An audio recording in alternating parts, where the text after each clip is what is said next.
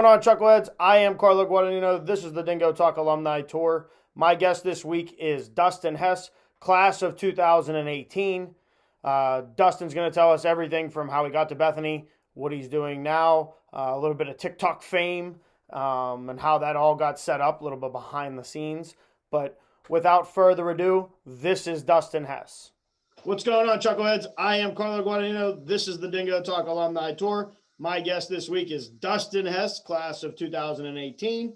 Hess, I can't give you some Turner's tea because you're in Florida and I'm here. But when you come to Pittsburgh, I will get you a tea. So we're brought to you by Corona. Perfect for the time. Oh, yeah, it must be nice in that 75-degree weather. It was 80 today. It was a little cold. Oh, yeah. Really down here in Florida. Yes. It was 27 was the high today. Noon. Yeah, so, I do not miss that. I'm sure you don't. Dustin's we're going to do the show the same way we do it every week. Dustin's going to tell us everything from his senior year in high school, how he got recruited, how he found Bethany, and we're going to tell the story from there. So, Hess, what would that have been? 2014. 2014, yeah. So senior year, basically just football was life. When you're growing up in Western PA, I mean, that's pretty much what it is. All you care about for 4 years is winning a Whitfield championship, and your life is just bred football. Mm-hmm. So Bethany came, I believe, so my senior year, played week one. Okay, we played Woodland Hills at Woodland Hills. It was like rivalry game, televised. Senior year, we were like number 7 in the country. They were like number 5. Knocked them off, beat them by 3 points. Find out on Monday I have mono and I can't play for 4 weeks. So I had to sit out 4 weeks my senior year. I don't think I told anybody at Bethany knows that, but sit out 4 weeks my senior year. First game back, we played Kiski. And again, it was my first game back. Bethany came, a couple other schools came. Talked to Coach Watkins actually after the game. He was my main contact point as far as recruiting. That's how that got started. Fun fact too, again, you're getting all the juicy stuff. I actually never did a college application in my life. Yeah, I did never apply to a college. Every time I went on a recruiting visit, they would do a shortened application process where you just filled out a piece of paper, gave your GPA, and they would ask you if your transcript, if you needed it, whatever it was. And that was my application process. So I actually never applied to Bethany, but I did do the shortened application process. So fun fact there. Again, I don't think anybody knows that either. But yeah, I was between a couple different schools, Bethany. A lot of people that I went to school with in high school went to W&J. Westminster was up there too. But my grandparents, I found out after the fact, went to Bethany. So it was kind of a family tie. Again, went on the visit. It's that small world, that small Bethany world. Yeah, small world. Funny fact too, when they first said Bethany, so we always went to vacation at Bethany Beach. So I'm sitting there and I told my parents after the game, I'm like, oh, Bethany College was there, blah, blah, blah. And I was like, it'd be so cool to go to school at the beach. My dad's like, it's not the beach. There is a beach. What do you mean, Bethany? And he was like, it's in West Virginia in the mountains. And I said, oh, cool. That's not what I thought. Roll with the punches, not what I thought, but we'll make it work. But yeah, so basically got in like that. Again, came down to overnights, went on a bunch of different overnights, and Bethany was just the most fun. You know, I think for somebody coming in, that's what you got to do is kind of look for wherever you think you fit in the most and where you're going to have the most fun.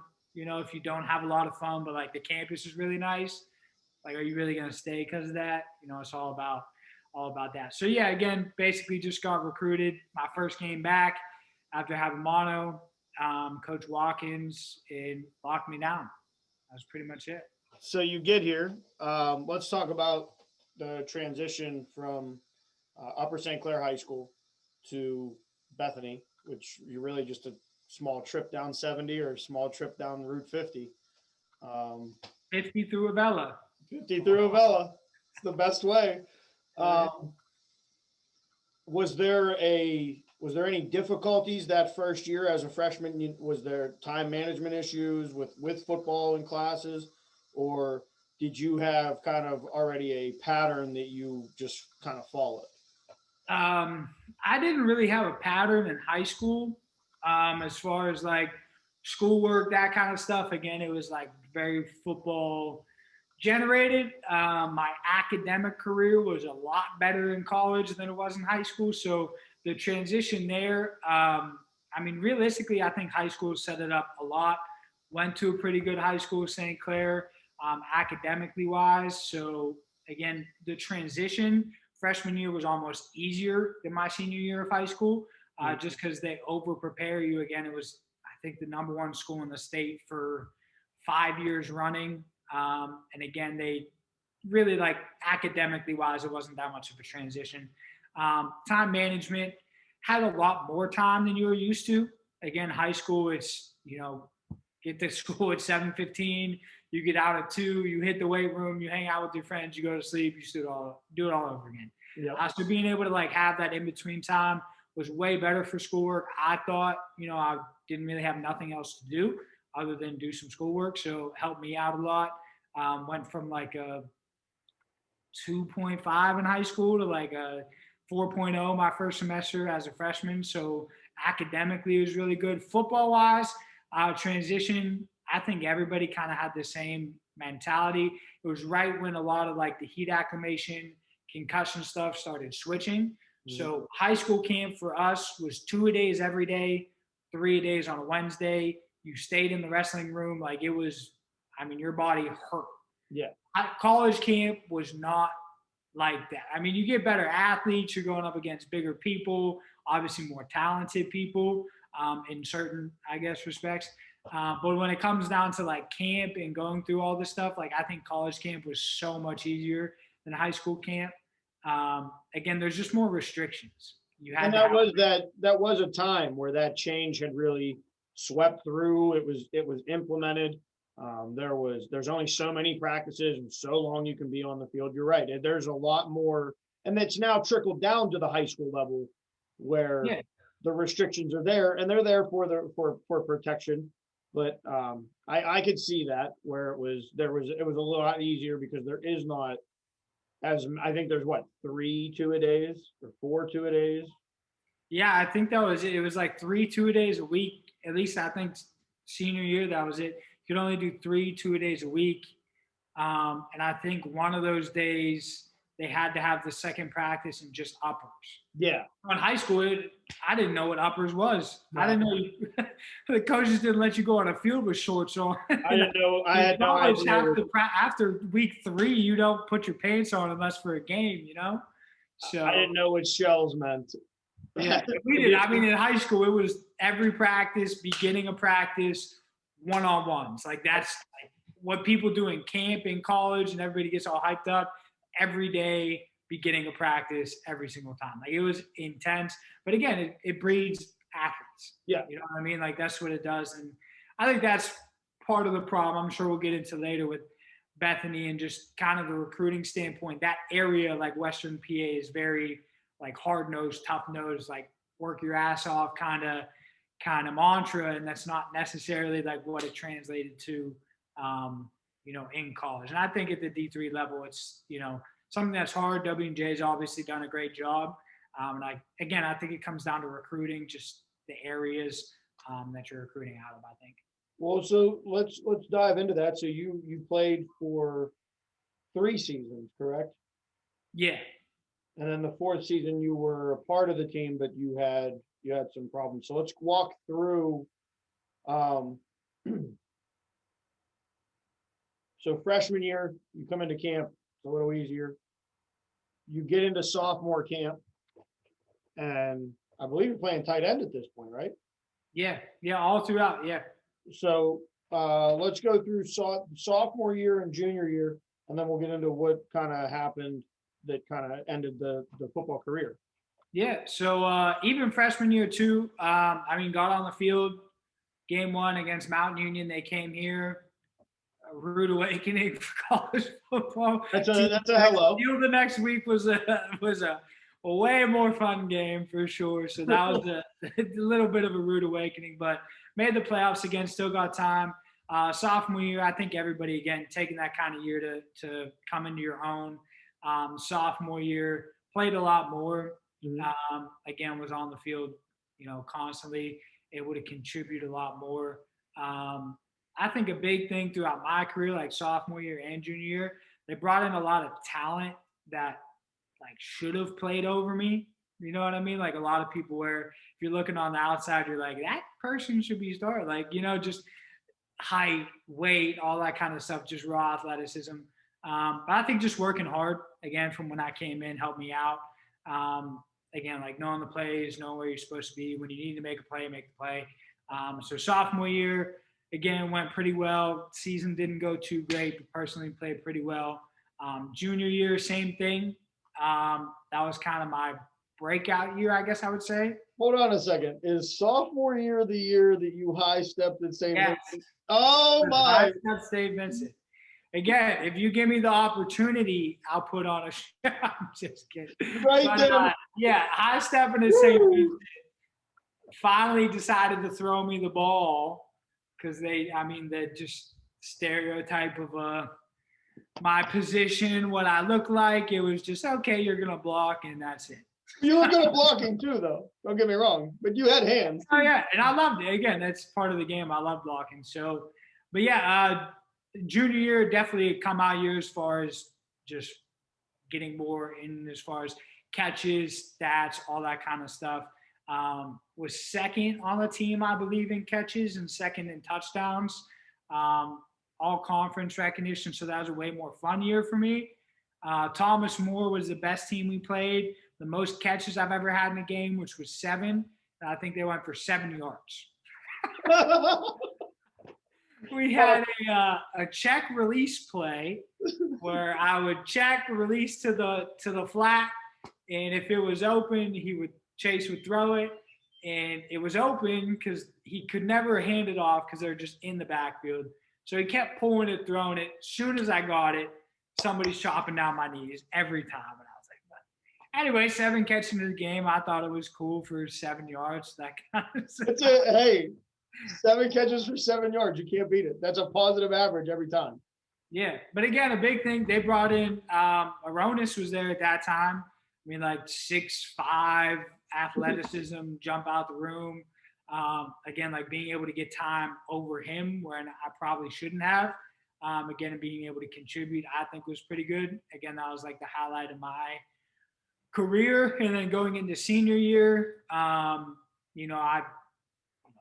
he wasn't coming back. There was no one there. We lose ambush, after sophomore year, Blenn's gone. So my sophomore year, Blenn gets the majority of the catches. Junior year, ambush gets majority of the catches. 2 great athletes, great players. So senior year, we really didn't have anybody that was going to be that guy. So it's kind of going to transition into, I'd probably get the ball a lot more, probably be leaned on a lot more.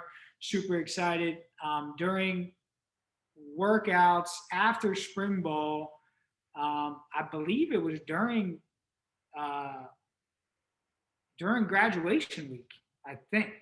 Like right after comps during graduation week, ran into a little bit of health issues, went on for about a year. Doctors really couldn't figure out what was going on, like just heart related. So I didn't get cleared to play my senior year. I did come for camp. So after not working out the entire summer, literally couldn't work out for a span of 2 years. But at that time, hadn't worked out all summer.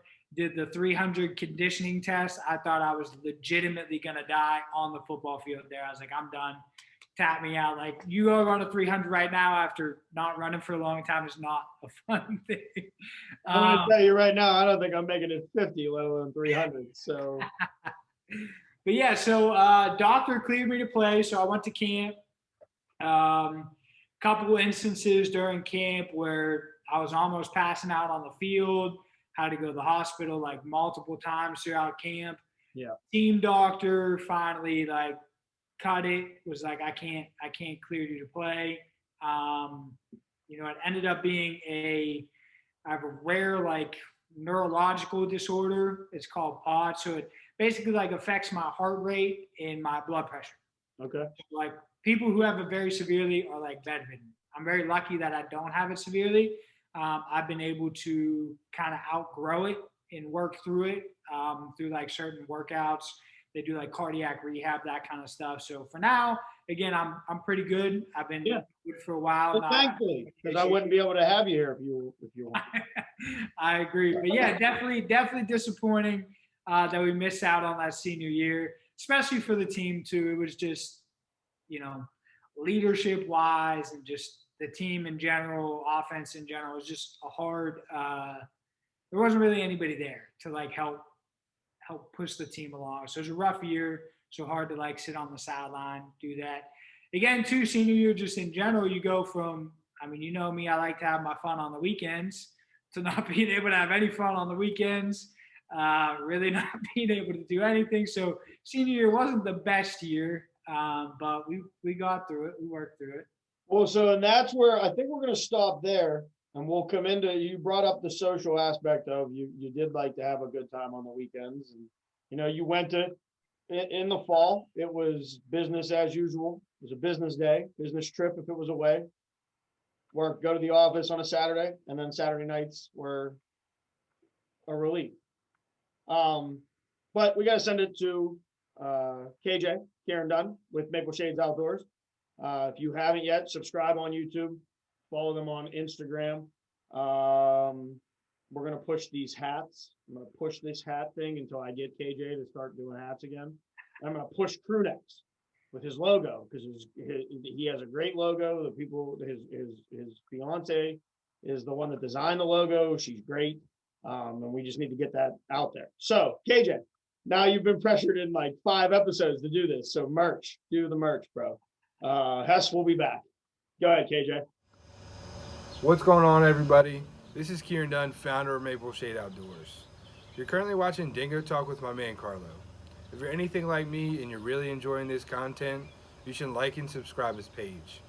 While you're on YouTube, you should probably just head over and like and subscribe Maple Shade Outdoors. Check out our page, enjoy some videos, some outdoor content. You might as well hop on Instagram, Facebook, follow us, Maple Shade Outdoors. Now that's enough about me. I'm trying to get back and watch the rest of Dingo Talk, so I'll talk to y'all later.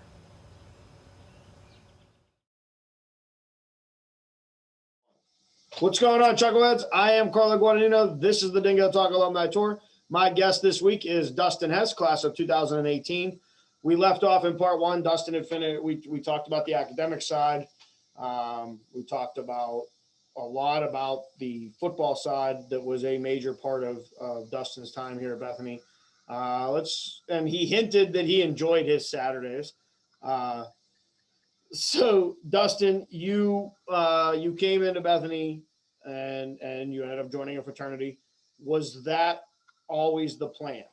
And when you came into school, other than football, was that I'm going to join a fraternity when I go to college?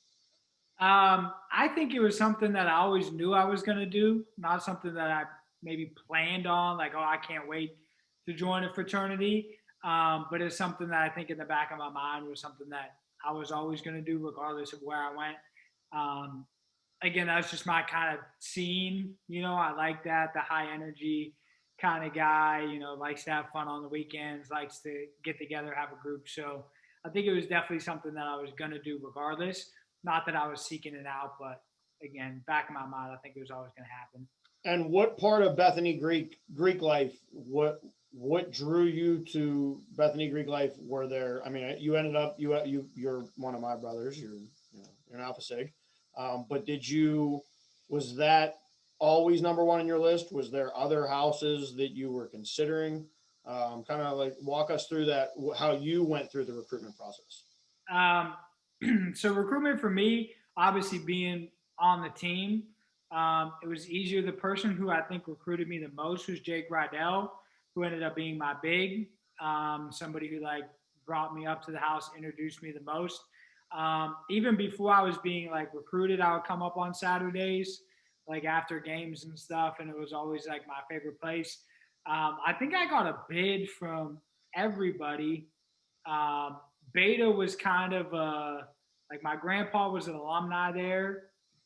He donated a decent amount of money to Beta. So I think they thought that they were going to get me because of that. But I really didn't have a second thought ever. It was just Alpha Sig and that was it. So, and was that the only thing that you were involved in? I mean, I know you were heavily involved in Greek because I believe you were involved in IFC.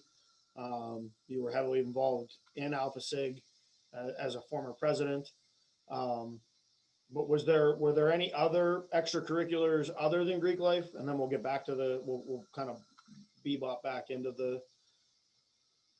Yeah, pretty much Greek life.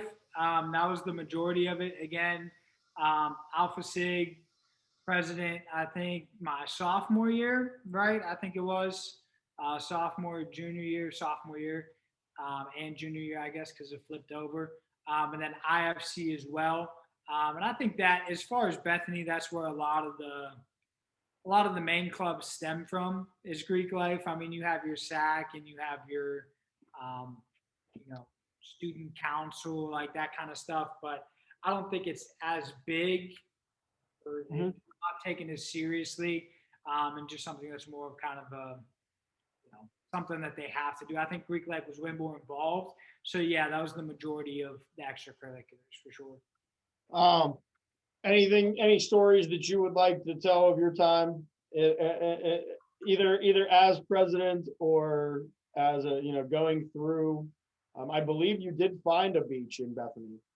So, but that's another story. I'm just saying there is another beach. There is a beach in Bethany. You said earlier there's not a beach. There's a beach in Bethany. If you didn't make it to it, then we got to get you down here and get you to the beach. There was a beach. I'm sitting here. I'm like, I don't know what you're talking. There's a beach. Beach in Bethany. Everybody knows that. Yeah, no, I mean, Greek life was huge for me. Again, I think it was something where, I joined Alpha Sig the first semester that I was in. Yeah. We run elections, and I wasn't even running. And 3 of the older guys, I think the first person that actually told me was Larry.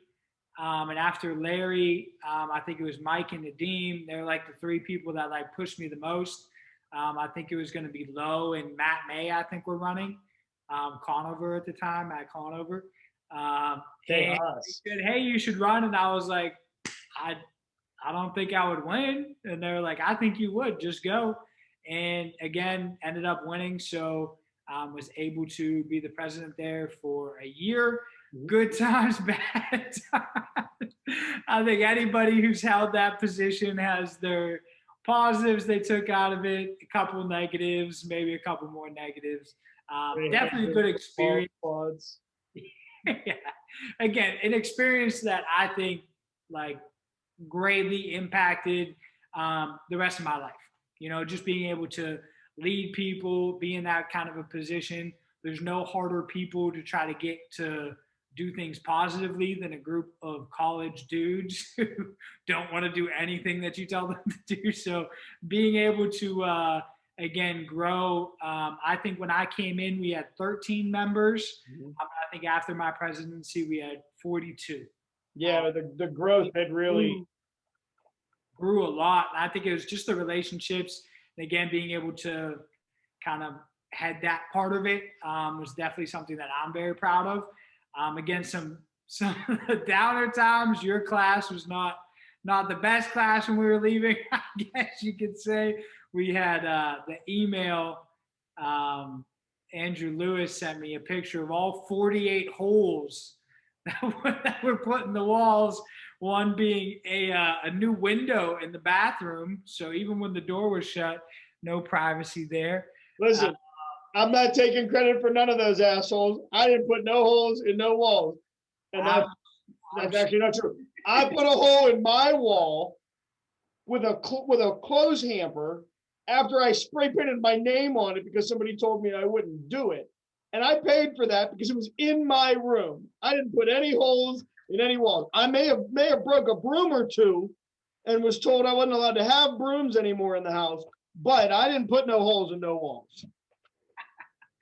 But anyway, so, whatever. I'll take your word for it, I guess. But, yeah, definitely some good times, for sure. Again, just being able to be in that environment, being up there every day, living at the house, weekends, Sunday fun days, playing basketball outside, breaking the basketball hoop, throwing it over the hill. I mean, I wouldn't trade any of that for anything. It's something that definitely helped out for sure. And again, I think it helps out so many people. Just the fact of having that brotherhood and just such a positive environment. People are so positive towards each other. I think something Bethany does as a whole that people take for granted is just like everybody kind of believes in each other. And I think Greek life, some people are like, oh, Bethany, whatever. Some people, they leave and they're like, I wouldn't go back, whatever it is. But most people come in and they're maybe not the most popular person, maybe not the smartest person, maybe like this wasn't their first choice coming in. But something that I hated when I was in school that I think impacted everybody so positively was everybody was a Bethany goat, regardless of who you talk to. He's the goat, you're the goat, you're the goat. And so many people like that are empowering somebody who's never been empowered before. Like through high confidence school, now. They got picked on through high school. Like, you're never going to make it. You're never going to graduate. You're never, why are you even going to school? All this kind of stuff. And being able to be like empowered on a daily basis, again, at the time, didn't use it as I should have or didn't appreciate it as I should have. But just Bethany community and again, Greek life in general, they just empower people. And that's why so many people, when they leave Bethany, are so successful. Like the first people that ever believed in somebody, like I said, they said run for president. I was like, oh, I won't win. Like I didn't believe in myself. They believed in me. Again, look what happened from it. And I think that's something that Greek life really does. And again, Bethany as a whole does for everybody. So we got to the point of the one common independent Greek, whatever sport you played. If you came to Bethany and you made it through, there's the big test just looming over your head. And I explained it in the last episode of, for those that don't know what comps is, it's a comprehensive exam of everything you learned for 4 years in your major. So you get a week to study. How did that week go? Rough. I had me and Lo comped at the same time. We didn't study together, but it was at the same time. Again, it was at the point where I was going through like significant health issues. Couldn't really do anything. Was actually working where I'm at right now. Started working before comps. So I was literally driving to South Point from Bethany every night to work and going through that process. But comps weeks itself, again, people that, one, I don't get how people don't pass comps because you have a whole week. This is what you have to study. You're going to take, like, you just have to do one thing. If you can't put your mind to accomplish that one thing, again, there wasn't a lot of effort. But it was him and Dookie in the cube would joke. I'm sitting there till 2:00 in the morning reading over my flashcard notes wherever. Like, my brain hurt. Like, I had headaches to where my brain just hurt from studying. From as soon as I woke up, studied, ate lunch, studied again. Because again, I couldn't really do anything. Like, the after comps thing wasn't fun for me. And the way that I looked at it was, if I can't get distinction, like, what else? Like, what's the point? Like, that's literally one thing that I have in my life right now that I can do, and I can't do a lot of other shit. So why won't I do that? So I literally, again, like, my brain hurt. Like, not that like I'm not the smartest dude out there, but I like just read and reviewed and just went over stuff so intense. Like, I was gonna get mad if I didn't get 100%. Like, that's how much I was like, I'll be pissed if you knock a point off because I know this shit better than probably it teaching it. That's how much I studied. So yeah, not the most fun week, but you got to just put your mind to it. So you get to Monday, you get to Tuesday, you're knocking out the test. when you walk into orals, are you aware that you're on the cusp of distinction, or are you just sitting there going, nope, I got it. I'm going in and I'm gonna. I begged Fletcher to tell me what the scores were. So I was obviously in the business department. I know other departments, they give you a little nod, like, hey, let's do well in orals, let's correct this stuff. Like they kind of let you know if you're on the fringe. They did nothing. I tried to beg it out of them, and I was like, just let me know how good I have to do on orals. And I was never worried about orals. You know, I think that was going to be my strong point no matter what when it came to comps, like presenting, speaking. Never something that's like really been a problem for me. But yeah, just went into it. They had me correct a couple things. I presented my senior project. They had me wait in like a back room in Fletcher, like my favorite professor. Who was your comp board? So I had Fletcher. I had Ram Jam. I had Ramji. And then I had Payment was my sit-in. Matt Payment. Matt Payment. Most random sit-in. I took him for freshman Sam. So he was like, oh, I'll be in. We never really had like a relationship, you know? They gave me the librarian, bro. I don't want to hear about random. Well, that's easy. Well, anyway, he asked one question. Fletcher was like, yeah, don't talk. He didn't talk again. Anyway, yeah, so they made me sit in the room. They made me wait for like 20 minutes for no reason. I'm sitting there sweating. I'm like, I just want distinction more than anything. I was like, literally, I just need it. So we go, whatever, and Fletch comes in, and he was like, it was close. And he was like, I didn't think it was going to come down to it, but you passed. And I'm like, okay. And I'm sitting there and I'm like, what? I'm like, I'm close to passing. I was like, don't do this. Like, that's not, like, we can go back and regrade the test. Like, this isn't fair. And then he had this distinction pin like in his pocket. And I was like, what do you got back there? And he's like, oh, and you got distinction. So I was super happy. Again, like he played it off, tricked it, whatever it was. But the funny thing is, and Lexi was actually so mad. Me and Lo were saying that if we didn't get distinction, we weren't going to walk out. We were going to dip out the back. And like that's how seriously, you know, we took it. And I think, again, if that's what you're going to do, if that's what you're shooting for, I think you got to take it that seriously, you know? Yeah. It's not something where you're just like, oh, I did well in the classes, so I'll do well in the test. It's definitely not that kind of test at all. Way harder than that.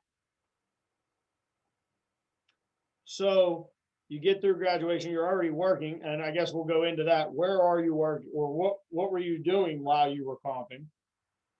And where has that led you now that you're in chilly 80-degree Florida?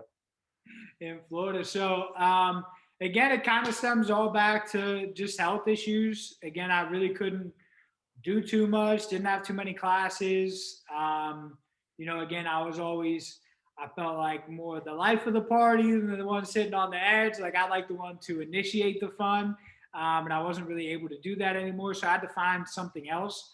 So I was actually looking for internships over winter break. Interviewed where I'm at now, various agencies, interviewed with them in January, started with them in February. So I was going for training. I would go after class, go there, come back at like 10 o'clock. So I was training at night again, and I was able to do that through graduating, through comps. Obviously afterwards continued that job. It went from an internship into, you know, an actual job, which worked out great for me. You know, financial services in the sales industry. You know, first year did really well. Was able to take the ball, run with it again. Kind of was looking for something that was competitive again. Mm-hmm. You know, I think me being able to not play football senior year is something that really helped me. Like I was just looking for something. Yeah. You know, couldn't hit the gym anymore. Nothing competitive, and I'm a competitive guy, so I needed something to fill the void there, and it worked out great for me.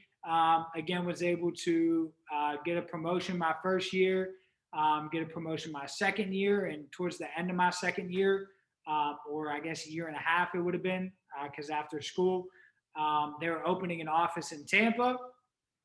They said we can take 3 people. They gave me one of the nods. And I said, I'm moving as quickly as you want me to. So moved down to Clearwater. Been here ever since. Probably a couple more moves in the future as far as that, but it's something that, I found to be super successful for me. I found a niche. And again, I think, situations that happen to you in life, some people, things happen to you, like this happened to me, this happened to me. I'm a firm believer in things happening for you. I didn't get my senior year, all that kind of stuff. But realistically, what it did for me long term, as far as being able to find an opportunity like this and take it and run with it and like feeling that competitive spirit again, I think it was something that was huge for me. And again, it's not bad being in Florida, so it definitely helps out. But yeah, something that I'm super proud of, and again, kind of fell into it. But again, through some of the struggles, kind of found it, and it's been super successful for me. So I'm gonna put you on the spot a little bit, because anybody that watched your fiance, congratulations, by the way, brother. Yeah. Anybody that watched her episode, they heard her version of the story. And I don't mean that you guys becoming TikTok famous, shameless plug. What's the TikTok? What's the name on the TikTok? Oh, Dustin and Lexi. Just Dustin and Lexi. Find us on TikTok. Shitty content. Go watch our shitty content. Well, there is a video though that everybody knows about. If you've been on TikTok, you've seen both of these people. Walk us through that day, because she walked us through her side of her friend being there, taking pictures. They're going to set these pictures up. You've been crushing her stones the whole week about, I'm not going to get married till I'm 30. I'm not going to get married till I'm 40. We're not going to get married till we're 50. She made a rash statement. I'll let you watch her episode so that you can see. But she also talked about that whole day for her parents renewing their vows, I believe was the thing, right? Yeah. I'll walk you through it again. The biggest thing where she said, kind of kicking her stones about it, I'm always like a firm believer, if you're gonna like give somebody a nice present, like if their normal level's here and the present's gonna take them here, like why not bring them down to here? So like there's a greater. It's an elevator. Try to bring more excitement. So I always love that. So yeah, she told, I'd had this plan. Again, COVID kind of switched things up. Original plan was to do it on her birthday. And for people that don't know, obviously proposing to her, the plan was to do it on her birthday during COVID. Really nothing we could do. Her family was supposed to be down here, not down here. For her, again, if her family wasn't there, would have been special, but she's so close with her family. I think that was, something that really made it that much more special. But yeah, she told my boss's wife that I better hurry up. But she said he has until I'm 27, I think, or 29 or 30. She might have said 30. So I was like, okay, I got 5 years. Meanwhile, knowing full well that like 2 weeks later, I'm going to propose. So, not to interrupt you, but you don't have to worry about watching her episode, because she gave us that. 100%. So again, then too, so I went home, obviously went back to visit family, late July, August, something like that. Got the ring, got everything back down. We always go on vacation with her family every summer, so her whole family was going to be there. Her family all knew, so her sisters knew, everything like that. So we were planning it out. Where we were at, we were trying to find a cool spot. It was in the Smoky Mountains, Gatlinburg, Tennessee. And you're looking up all these places, and it's like overlook. And it's like this park, this national park. And it's not like someplace you can go to. So we're driving around on this park, and we're like trying to find a spot that nobody knows about. I'm like, I don't even know. We're just going to find a good spot, go act like we're renewing her parents' vows. So I'm trying to not plan it, because if I'm planning her parents' vow renewal, it seems weird. Why would I do that? So like I'm trying to have her mom, and her mom's stressed out to all hell. And she's like texting me in the car. She's like, I don't know what's going on. What are we doing? What are we stopping? All this kind of stuff. So again, we eventually were like, okay, let's just pull over, do it here. And Lexi's so clueless, love her to death, so clueless when it comes to this stuff.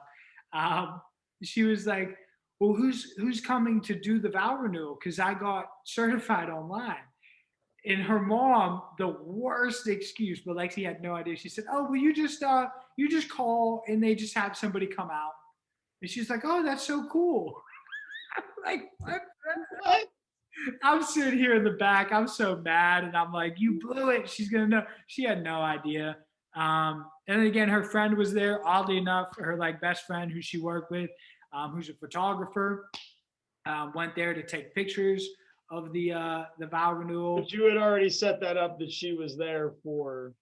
Yes, 100%. So yeah, I thought it was super cool trying to plan it. For anybody that has done it, planning it is super stressful and it's just a crazy event. But again, it worked out. She posted the video on TikTok.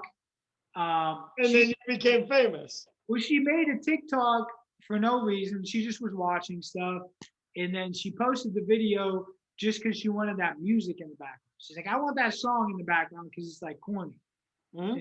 She was like, okay. So she posted it on TikTok and then saved it just so she could have the video, not thinking that anybody was going to watch it. And after like a week, I think maybe like 2 days, it had like 300,000 views. And we were like, what the hell is going on? And after like 4 or 5 days, we hit 1 million. And then at 1.5, I think it eventually got up to like 2 million views or something. So then we had to start making TikToks every day. So what's it like to be a TikTok star now? What's a day in the life of prepping for at Dustin and Lexi? Making a TikTok is not fun. It is not fun. Like, it is not a fun experience. And you'll make a video that you think is so funny, nobody watches it. Then we had one, it was a little TikTok trend or whatever. It has like 4.5 million views for nothing. We were sitting on the couch and she's like, if somebody came up to you, like, what would you say? Like, if a girl came up to you in the bar and hit on you, and I was like, oh, I have herpes, like just joking around, whatever. And everybody liked it. So yeah, TikToks are not fun to make, too much time, too much effort, but go follow. Go follow at Dustin and Lexi. Yeah, at Dustin and Lexi. All social media, give us a follow for sure. So we've come to that point. Why Division III from an athletic point of view? From your point of view, why should an athlete go look at the Division III level and maybe not be so focused on the D1 or the D2? Yeah, I think, in my personal opinion, if you're going D1, you better start. You know, if you're going to a D1 program to ride the bench and maybe get in for one play on senior night, what are you doing? You're going through the worst parts. You're going through practice. You're a tackling dummy. You're playing football, but you're never not do the most fun thing of football, which is playing the game. So to me, again, if you're not on that level, I don't think you should even consider it. Like, I don't know why people do it just to say that they play D1, but everybody knows that you didn't play. To me, like, going D1 and never playing is way less impressive than going D3 and getting all conference, all American, all that kind of stuff. From a D2 level, I think it's kind of hit or miss, kind of same thing. If you're going to start, go. Again, if you're going to get a scholarship, go. If you're not getting a scholarship, you're probably not going to play because they have money invested into that person. Yeah. So D2 is a very awkward level because some people are going to get playing time over others just because the institution is paying them money to be there. Yeah, you're not going to not play your investment. Yeah, 100%. They're making that investment. They don't want to, they don't want to lose out on that. So again, on the D2 level, same thing. If you're getting a scholarship, go. D3, realistically, it's just a mosh posh of everything. Again, no scholarships, no nothing. What it comes down to is, if you put your time, effort in, you're going to be able to play. You point at yourself. No, I was pointing at your ticker, your heart. Oh, yeah. It's more you have a passion for the game and you want to play. You don't want to just be a practice dummy. Yeah. And again, to me, I just don't know why you'd want to be the practice dummy. You know, like if you're going to go somewhere, you better know that you're going to play. So with that said, on the Division III level, what would you, if you're the guy that's going to recruit somebody to come to Bethany, or you're going to recruit a couple people to come to Bethany, somebody out there right now that maybe from Upper St. Clair knows you, sees this when you share it, and they're like, oh yeah, I'll go to Bethany. What's your pitch to them? I think the biggest pitch is just your overall experience. You know, really when it comes down to it, like playing football, being on a team, you're going to get the same thing everywhere. I mean, every team's different, but again, the football aspect of it, you're always going to get the same thing. The good thing with Bethany, again, a school that's maybe not the powerhouse, you know, W&J, if you come from a certain school, again, there's a little bit more favoritism there, a little bit more politics when it comes to like, oh, my dad went here and he knows my dad, so I'm going to get playing time because of this. Again, there's a lot more of that at a school like W&J. At Bethany, like it really is your open opportunity. Like if you want to put your time, energy, effort in, you want to get on the field, you're going to be able to. But the biggest thing is just what you get outside of football. You know, I think realistically, you go somewhere to play football again. The sport's the same no matter where you play it. Put a helmet on, put your pads on, all the same way. When you go to a school thinking about playing a sport, I think you got to go for the school. Yeah. And again, Bethany itself, you just get so many more opportunities for being involved in campus, you know, having people, you know, be passionate about you, people believing in you, all that stuff. I think just the Bethany community is so good and so many other schools don't have that, where I think that's my biggest selling point. Because again, football is football. It's always going to be there, always going to be the same. Yeah. If you're a quarterback, you're going to play quarterback. It's no matter where you go in the pack, it's still cold. You know what I mean? You're still going to play all the same games. So, yeah, you know, it's not like you're going someplace. Absolutely. Yeah. So again, it comes down to just the experience and what Bethany can give you outside of football. Because again, you're going to get the same anywhere. And I think to close out, I'm gonna share what we were talking about, just a little bit of what we were talking about before we came out of the break, to wrap this whole segment up. And you brought up the people that I'm not going to come back to Bethany because the school was this or the classes were this. And there are people that didn't have a good experience. I mean, it's going to happen everywhere. But what this place, the community that this place has, like, what's the chances that your grandparents came here, went to school here? You know, I'm going to do a little teaser here. I'm actually getting ready to have a guest on from the class of 1961. And he's not only class of 1961, but he's lived in Bethany his entire life. He raised his family here. He, you know, it's a true, you know, what this town was from his point of view. You know, I'm really excited to get that one recorded, but that community is something that it's not just a college. You know, Hess, you and I spent just as much time on Main Street between our Chambers runs and being in the bar as we did at the house. Yes, we did. So we spent as much time off campus as we did on campus. And I think the Bethany community as an alumni group, and I hope that this show has shown this, that, you know, we are a community and there's people that want to grow this college and want to make sure there's a place for us to come back to, because the homecomings, the alumni weekends are sometimes for people, you know, you've moved away. It's not like I can drive up to Pittsburgh and say, hey, you want to get a beer? I gotta hop in a car because I don't fly. That's weird. But come up beer by the water.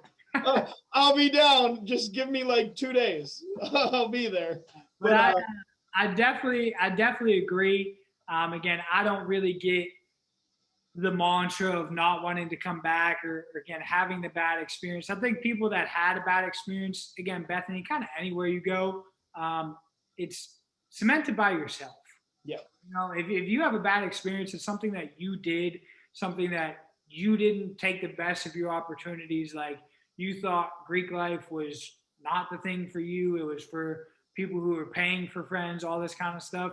But look at the people that had the relationships that were in Greek life. like you turned that opportunity down when it could have been something that changed your life. Getting involved on campus, like, are you sitting in your room all day? Are you going out on a Saturday when the bar was open? Regardless, are you finding like somebody to go down there with, hang out with people? I think it is an experience where you need to make the best of it. And again, your time is determined on what you take out of it. If you want to take the most out of it, you're going to get the most out of it. People like me, you, a lot of the brothers we have, we love Bethany. We love coming back because we took the most out of it. Some of us haven't left, but it's okay. We're in that. We're there. We're in a I think this is called a transition period. I think my psych majors out there, they'll really like that term. This is my transition period. I spent 6 years in college. I'm going to spend 6 years trying to get the hell out of this town.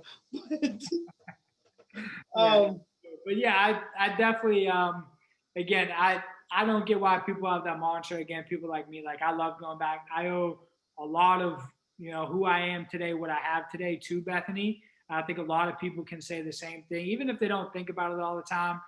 When they really like think deep down where they're at in their life, just things they've accomplished. I think Bethany is something that they really look back at as that was a turning point in my life. That was something that really like took me to the next level, gave me something that I didn't have before. And even the negative might have been that side of, I don't want to deal with this, so I'm going to work that extra. And there's a lot of people out there that didn't like Bethany that are hugely successful because they didn't like what they saw, and they went out and made a point to not have that happen. Yeah, 100%. Again, it's you can take it as a positive or a negative. It's how you're going to look at it. I mean, mindset is everything. If you have a negative mindset going into something, it's not going to be good. If you have a positive mindset going into something, it's going to be good. And again, I think coming back, especially when all this COVID stuff's over, when everything can go back, I think homecoming is going to be bigger than ever. I think especially too, maybe not now, currently, a lot of people in our classes, maybe don't have the time. We're working all the time, trying to make something of our young careers.